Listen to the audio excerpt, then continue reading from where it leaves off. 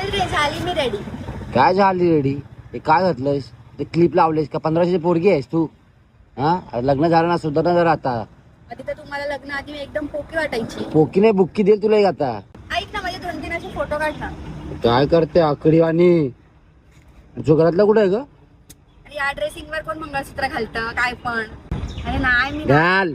आत्या वगैरे येत आहेत तर ना नीट बोल, नीट राहा त्यांच्यासमोर, समजलं? का मी का नीट बोलू त्यांच्यासोबत? त्यांनी आपलं घर हडपलं.